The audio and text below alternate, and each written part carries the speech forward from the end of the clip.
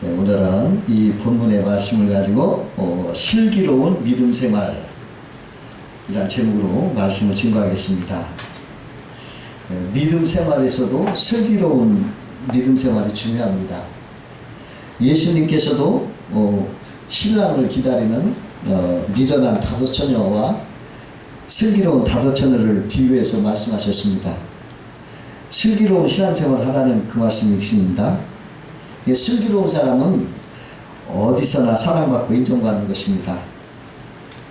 옛날에 어느 큰 부자가 회갑을 맞이했습니다.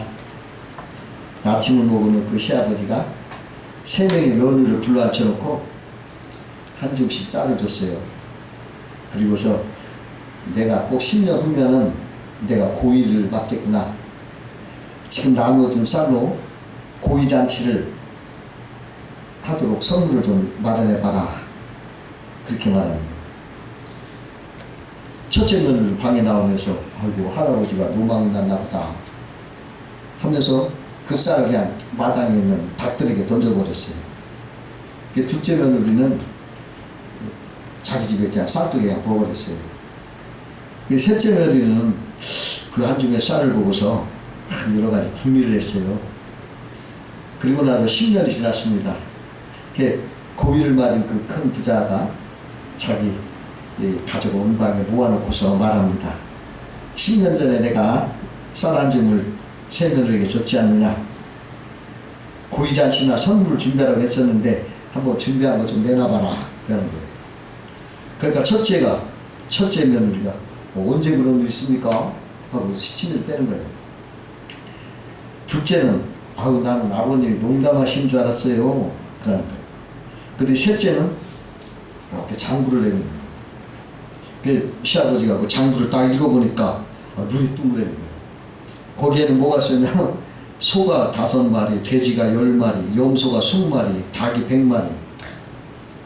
그래서 야 막내야, 넌 어떻게 한 줌의 쌀로 10년 만에 이렇게 많은 선물을 준비했느냐? 한번 얘기 좀 해봐라. 그랬어요. 그러니까 셋째가 말을 하는 것입니다. 아버님이 이 쌀을 주셨을 때 왜 주셨을까 저는 생각을 해봤습니다. 그래서 이걸 가지고 뒷집에 가서 병아리 한 마리랑 바꿨습니다. 근데 그 병아리를 잘 키웠더니 알을 낳습니다. 그래서 또 그 알을 팔아서 병아리를 또 샀습니다. 그렇게 3년이 되니까 닭이 많이 돼서 한 100여 마리 됐습니다.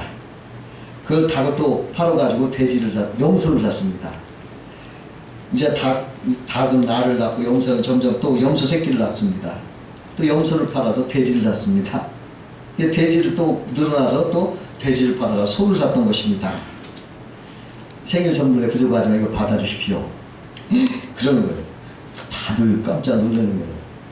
숨을 죽이는 거예요. 뭐라 할 말이 없어요. 부자가 말하기를 야 우리 가문을 이어갈 사람은 막내 며느리밖에 없다. 네가 이 모든 재산을 내가 너한테 상속하겠다. 너는 이것을 잘 맡아서 가문을 크게 일으키거라. 그렇게 말하는 거예요. 2 아들과 2 딸을 둔 어머니가 있었어요. 가난한 삶이 홀로 자는 넷을 키우느라고 재산이 다 이제 교육비로 나가고 다 썼어요. 그러나 자녀들이 모두 훌륭하게 자라서 이제 결혼을 다 했습니다. 근데 어머니가 생일이면은 딸하고 자부를 부르는 거예요. 그러면서 자기 보석함을 다 열어가지고 야 여기서 다이아몬드는 이렇게 많이 있는데 요거 큰 딸 네가 이걸 가져라. 둘째 딸은 요걸 가져라. 또 큰 자부는 요걸 가져라. 요거 둘째 자부가 가져라. 이렇게 알려주고는 그 보석함을 딱 닫아 또 챙겨두는 거예요. 그러니까 자녀들이 볼 때 비싼 다이아몬드 선물을 준비해놓고 그 사신 어머니가 너무나 감격스럽고 고마운 거예요. 그래가지고 최선을 다해서 효도하는 거예요. 모두도 어머니께 잘 보이려고 막 열심히 노력을 하고 오랜 세월이 흘렀어요. 어머니가 이제 하나님 품에 안겼습니다. 장례를 다 치르고 이제 보석함을 열어서 어머니 생전 약속대로 다이아몬드를 이렇게 나눠 가졌어요. 근데 그 다이아몬드가 다 가짜예요. 하지만 자녀들은 어머니가 자기를 속였다고 야속하게 생각하는 거예요. 어머니 지혜롭다고 감탄을 했던 것입니다. 그 중국 위나라에 그 문왕이라는 분이 있어요. 그분이 이웃나라를 쳐들어가서 뺏었습니다. 그럴 때 그 당시 관례상으로 뺏은 나라에는 제후를 세울 때 형제를 세워야 되는 법이 있었어요. 그러나 이 문왕은 자기 형제를 의심해가지고 자기 아들을 갖다 세웠어요. 그러니까 다들 신하들은 잘했다고 그래요. 그러나 불의에 타협하지 않는 그 신하 임좌라는 신하가 앞으로 딱 나서더니 아유 아우를 봉해할 자리에 어떻게 아들을 봉하십니까? 어찌 그래서야 임금이 어찌 임금이 되겠습니까? 그렇게 바른 소리를 하니까 그 말을 듣는 그 문왕이 격분을 한 거예요. 그래가지고 그 임자를 당장 오게 가두라고 하고 큰 벌을 내리겠다고 역정을 내는 거예요. 분을 참지 못한 문왕이 그 임자 옆에 있던 책황이라는 신하에게 또 물어봤습니다. 그래도 내가 어진 임금이 아니라고 생각하느냐? 그 물어봐요. 그때 그 책황이 아닙니다. 어진 임금이십니다. 임금이 어질면 신하가 곧고 바른 소리를 할 수 있다는 옛말이 있습니다. 방금 전 임자와 같이 고든 말을 하는 신하가 있다는 것은 폐하가 어질다는 것을 뜻하는 것이 아니겠습니까? 이런 말을 하니까 문왕이 눈이 확 풀리고 기뻐하면서 다시 임자를 불러다가 사과했어요. 그리고서 그를 다시 이제 복귀를 시켰습니다. 여러분 슬기로운 지혜는 이렇게 위기를 화를 복으로 바꾸고 더 좋은 상황으로 만드는 거예요. 슬기가 참 진주같이 귀한 것입니다. 그러면 오늘은 주님이 기뻐하시는 슬기로운 믿음 생활을 어떻게 하는가 한번 생각하면서 은혜를 나누고자 합니다. 첫 번째로 슬기로운 믿음의 생활은 입는 것을 떠나야 된다 그런 것입니다. 오늘 1절에 보니까 또 여호수아가 아침에 일찍 일어나서 그와 그 모든 이스라엘 자손과 더불어 시딤에서 떠나 요단에 이르러 믿음 생활은 떠나는 생활부터 시작하는 것입니다. 여호수아는 시딤에서 떠났다 이렇게 써 있어요. 아브라함은 본토 친척 아비집을 떠났던 것입니다. 요셉은 사랑하는 부모 곁을 떠났고요. 다니엘은 자기 조국을 떠났어요. 또 예수님의 제자들은 자기의 생업을 떠나서 예수님을 따랐습니다. 오늘 여기 오신 우리 성도님들도 다 집에서 떠나서 여기 왔습니다. 교회에 오셨어요. 이게 믿음 생활은 내가 머물러 있던 곳, 죄가 가능한 세상을 떠나서 하나님 앞에 나오는 거예요. 하나님 집으로 나오는 것입니다. 내가 붙잡고 의지하던 사람을 떠나서 하나님께 나오는 것이 믿음이에요. 아멘. 세상에서 내가 믿고 의지하던 것, 지식과 명예, 물질, 쾌락, 이 세상의 모든 걸 떠나서 교회로 향하는 것이 믿음이에요. 그게 슬기로운 믿음입니다. 여러분, 이 세상에 살던 습관도 떠나야 돼요. 신앙생활을, 슬기로운 생활은 이 세상에 살 때 우리가 짜증스러운 습관, 원망하던 습관, 염려하던 습관, 죄를 지을 습관, 불평하던 습관, 이런 걸 벗어버리고 감사의 습관, 기쁨의 습관, 믿음의 습관으로 바꿔야 되는 것입니다. 이게 슬기로운 것입니다. 그러나 아브라함은요, 그 떠날 때 미련을 못 버리고 조카 롯을 데리고 떠났어요. 근데 큰 고생을 하고서 결국 헤어졌어요. 하나님의 명령은 처음부터 듣는 것이 지혜로운 거예요. 신상이 좋은 거예요. 어떤 사람이 양파를 100개를 훔쳤어요. 근데 이게 덜컥 걸렸습니다. 그러니까 주인이 그 사람에게 말을 합니다.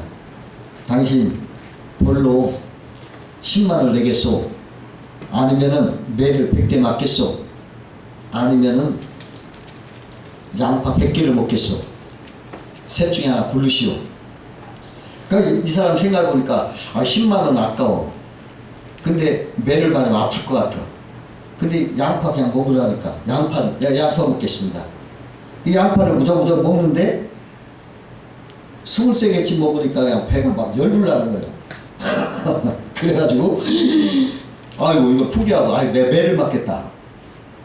매를 맞는데 그냥 그 빵따로 100대를 맞으려니 23대를 맞으니까 그냥 쪽 뻗어서 피가 나는 거예요. 아이고, 이것도 맞다가 내가 맞아 죽게 되겠다. 아이고, 안 되겠다. 내가 돈 내겠습니다. 그래가 10만원 냈어요. 아니, 처음부터 10만원 냈으면 끝나는데, 그거 양파 먹고, 내 맞고, 10만원 내더라고. 하나님 말씀 처음부터 그냥 따랐으면 되는데, 예? 그랬어요. 신상이 안 좋은 거예요. 그 아브라함도 롯을 그냥 데리고 오지 말았어야 하는데, 그 미련남아 데리고 오다가 그냥 싸우고 헤어졌잖아요. 어떤 목사가 유머를 했는데요. 우리 교회는 그런 일이 없을 거예요. 우리 교회는 없다고 내가 자주 아주 하는데, 뭐냐면 떠나야 할 예배의 위험, 그분이 좀 유머스럽게 얘기를 했는데, 첫 번째로 잘못된 예배를 떠나라는 것이, 첫 번째는 부족한 잠을 교회에서 보충하는 수면파, 두 번째는 수시로 시계를 들여다보는 초조파, 세 번째는 졸려서 아픔만 하는 하마파, 네 번째는 옆 사람과 계속 대화를 하는 채팅파, 다섯 번째는 예배 시간 주보만 읽고 있는 열독파, 여덟 번째 설교 시간에 성경 읽기로 시간을 보내는 서당파, 일곱 번째 눈은 목사님을 보고 있지만 마음은 딴 데 있는 콩밥파, 여덟 번째는 목사님 목장의 외모에만 관심을 두는 패션파, 아홉 번째는 자기가 좋아하는 메시지만 나올 때만 아멘하는 편식파, 아예 입에 문을 꼭 닫고 아멘 한마디 안 하는 벙어리파, 11번째는 설교 내용을 따지느라고 은혜를 까먹는 분석파. 여기 우리 혹시 난 무슨 파냐? 난 없다고 봐요. 하나도 없이 우리 교회는 이런 거 없습니다. 아멘. 예. 근데 지금 아멘 한 사람만 예, 벙어리파가 아니에요. 예. 우리 교회는 예, 벙어리파 좀 많은 것 같아요. 이런 예배에서 떠나야 돼요. 예? 예, 아멘 하고. 우리는 슬기로운 믿음 생활은 떠나는 것이다. 나쁜 데서, 고약한 데서, 세상에서, 이러한 데서 떠나는 것이 슬기로운 믿음이다. 이렇게 아시기 바랍니다. 두 번째로는 슬기로운 믿음 생활은 말씀 중심으로 살아야 한다는 것입니다. 여기 보니까 3절에 이런 말 했어요. 백성에게 명령하여 이르되 너희는 레위 사람 제사장들이 너희 하나님 여호와의 언약궤 메거는 것을 보거든 너희가 있는 곳을 떠나 그를 뒤따르라. 그렇게 말씀하셨어요. 언약궤 움직임에 따라 너희들 움직여라 이 소리거든요. 이 언약궤는 말씀을 상징하는 말입니다. 그러니까 요새 말로 말하면 성경 말씀을 따라 살아라는 거예요. 여러분, 이 성경 말씀을 따라 살아는 게 슬기로운 신앙생활, 말씀생활이에요. 이 성경의 말씀은 하나님이 하신 말씀이에요. 그것을 하나님의 영감을 사람들에 의해서 쓰여졌어요. 그러니까 하나님이 하신 것이지 그 사람이 자기 주장대로 쓴 게 아니에요. 그러니까 그것은 하나님께로부터 나온 말씀이기 때문에 최고의 말씀이고 최고의 축복의 말씀이고 최고의 복된 말씀인 거예요. 성경 말씀이. 그러면 우리는 항상 이 말씀을 우리가 암송하고 우리가 이 말씀을 앞세우고 이 말씀을 중심으로 살아갈 때 슬기로운 믿음 생활이 되는 것입니다. 이 말씀을 떠나서는 슬기로운 생활을 할 수가 없어요. 언제나 여러분 말씀을 붙잡고 살아야 돼요. 말씀을 얼마나 잘 깨닫느냐, 이 말씀이 얼마나 나에게 은혜가 되느냐, 이게 굉장히 큰 복이에요. 이 말씀이 잘 들어야 돼요. 이 말씀이 막 짜증나고 막 이러면 안 됩니다. 이 말씀이 잘 들고 이 말씀이 그냥 잘 내 몸에 새겨져서 양분이 돼야 돼요. 그것이 슬기로운 믿음 생활입니다. 그래서 항상 여러분 이 말씀을 앞세고 사세요. 말씀을 앞서면 안 됩니다. 항상 말씀을 앞에 두고 말씀의 가치를 두고 항상 말씀보다 높아지도 말고 항상 말씀을 절대 명령, 절대 말씀으로 여기고 항상 말씀대로 살아가는 것이 슬기로운 믿음 생활입니다. 이 말씀대로 살아갈 때 우리 모든 문제가 형통해지고 또 죄를 이기게 복을 받는 것입니다. 여기 보니까 특별히 언약궤와 백성 사이를 2000규빗 떨어지게 따라가라 했거든요. 1규빗은 45cm를 말합니다. 요 팔꿈치에까지는 이 45cm, 이것이 2000규빗이니까 900m라는 말이에요. 그러면 언약궤랑 900m 떨어져라, 이것은 무슨 소리입니까? 모든 사람들이 다 언약궤를 볼 수 있도록 그 위치에 두라는 거예요. 그러니까 성도들은 다 말씀, 언약궤를 볼 수, 성경 말씀을 보고 성경을 바라보라는 거예요. 그 말씀입니다. 그런 위치에 말씀 두라는 거예요. 모든 사람이 볼 수 있는 자리. 여러분, 해바라기가 해를 보고 살듯이 신앙생활은 하나님 보고 사는 거예요. 하나님 말씀만 듣는 거예요. 그리고 하나님 말씀대로 우리가 움직이는 거예요. 그게 신앙생활이에요. 그게 슬기로운 생활이에요. 그 마틴 루터가 어느 날 아침에 빵을 먹고 있는데 옆에 있던 강아지가 자기 손에 있는 빵을 바라보고 있는 거예요. 그래 빵을 입으로 가져가면 입을 쳐다보고, 또 손으로 빵을 뜯으면 손을 바라보고, 또 입을 보면 입을 쳐다보고. 그러니까 할 수 없이 빵을 뜯어 강아지에 주었어요. 그러면서 줄 때 눈물이 확 나는 거예요. 어떤 생각이 드냐면, 나는 하나님 세상만 보고 살았습니다. 그러나 하나님 언제나 나를 바라보고 계셨군요. 그런데 나는 엉뚱한 것만 바라보며 살았습니다. 나는 이 빵만 바라보는 이 철없는 강아지만도 못했습니다. 이제 나는 하나님만 보고 살겠습니다. 이렇게 회개했다고 그래요. 여러분, 우리를 앞장서서 인도하신 하나님만 바라보고 따라가면 우리 믿음 생활은 평안하고 행복해진다는 거 꼭 믿으시기 바라요.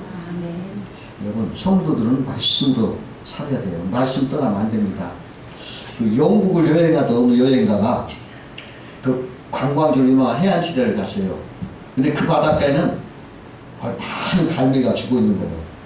그래서 그 갈매기를 치우는 사람에게 왜 이렇게 갈매기가 죽거든요 물어보니까 그분이 말하기를 여기가 관광지라 사람들이 와가지고 그냥 과자를, 빵을 줍니다. 그럼 갈매기들 이것을 막 먹고 그냥 이것만 배불러가지고 이제 자기들이 먹을 물고기는 안 먹습니다. 그러다가 관광지에 사람이 뚝 떨어지면 이제 이 아들은 먹을 것이 없으니까 굶어 죽어서 이렇게 죽는 것입니다. 이렇게 말하는 거예요. 우리도 마찬가지예요. 사람도 떡으로만 사는 게 아니라 뭘로 산다? 말씀으로 사는 거예요. 먹는 하나님 말씀을 드려야 돼요. 사람이 영원히 살려면은. 그래서 어느 목회 사회학자 이렇게 연구를 했어요. 4주일간 교회를 빠진다면 하나님의 존재가 희미해지고 잘 안 보인다는 거예요. 그리고 그렇게 되면 먹어야 할 것을 먹지 않고 안 먹어야 될 것을 먹는다. 이런 말을 했어요. 그러니까 교회를 나와서 말씀을 듣고 교회 중심으로 잘 이렇게 신앙생활을 하는 사람들은 올바른 영과는 삽치가 돼요. 그러나 그렇지 못하면 안 먹어야 될 걸 먹고 세상 걸 먹고서 탈이 난다는 거죠. 그래서 여러분 잘 말씀 중심, 예수님 중심으로 여러분 사는 것이 슬기로운 믿음 생활인 것입니다. 세 번째로 슬기로운 믿음 생활은 성결의 삶인 것입니다. 하나님은 여호수아를 통해서 이랬어요. 이스라엘 백성이 창이란 요한강을 건널 때 무슨 방법이나 요령을 가르쳐 주지 않고 성결케 하라 그랬어요. 현실에 맞지 않잖아요. 요단강을 건널 때 무슨 방법, 무슨 요령으로 걸으라 그런 말을 해줘야 될 텐데 그런 말을 안 하고 그냥 성결해라. 현실에 맞지 않아요. 근데요, 여러분, 축복의 기적이 임하는 비결이 바로 성결에 있다는 거예요. 여러분, 순금은 전기가 잘 통하죠. 불순물이 없는 성결한 신앙도 하나님의 은총과 역사가 잘 나타나는 거예요. 여러분, 죄악을 품으면 하나님의 역사가 안 나타나요. 여리고성을 함락할 때요, 아가리가 하나님 명령을 어겨가지고 이스라엘 사람 외투를 훔치고 금덩어리를 훔쳐다가 자기 장막에 숨겼어요. 그랬을 때 여리고성을 무너뜨린 이스라엘 백성들이 작은 아이성에서 패배를 하고 큰 고통을 당했단 말이죠. 그때 아가니의 이 범죄를 잡아서 아가니를 아고골짜기에 끌려가다가 돌로 사람들이 쳐 죽이고 불을 질렀을 때 다시 아이성을 뺏었다. 이렇게 성경에 나오는 걸 볼 수가 있습니다. 슬기로운 신앙생활은 죄악을 회개하고 성결하는 데 있다는 것입니다. 아까도 말했지만 아브라함은 조카 롯과 함께 있을 때 다투고 힘들었죠. 그러나 롯을 떠나보내니까 그날 하나님이 찾아오셨어요. 그리고서 너 동서남북을 쳐다봐라. 그래 쳐다보게 한 다음에 이 땅을 너 후손들에게 주마. 그냥 그렇게 복을 주신 걸 볼 수가 있어요. 그 롯이라는 육신인 사람이 그 사람을 떠날 때 하나님이 찾아오셔서 복을 주시는 거예요.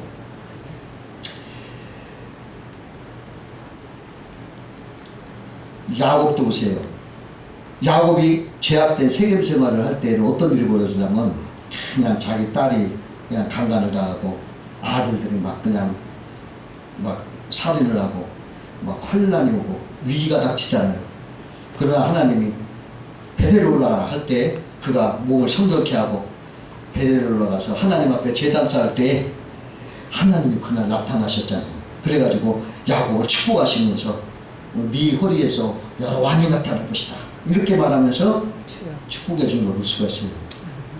우리 신앙인들이 어려움을 찾아올 때 겸손히 회개하고 주님께 돌이키라는 거예요.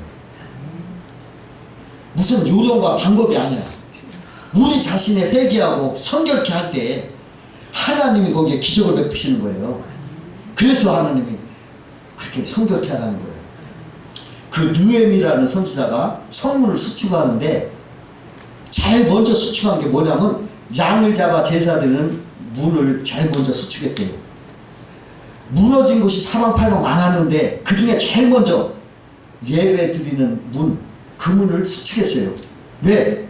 예배를 수축하고 기도를 수축하고 너의 제단을 수축할 때, 너의 영혼을 거룩하게 할 때 그때 하나님이 역사하는 것을 말해주는 거예요. 하나님은 못생긴 그릇도 사용하고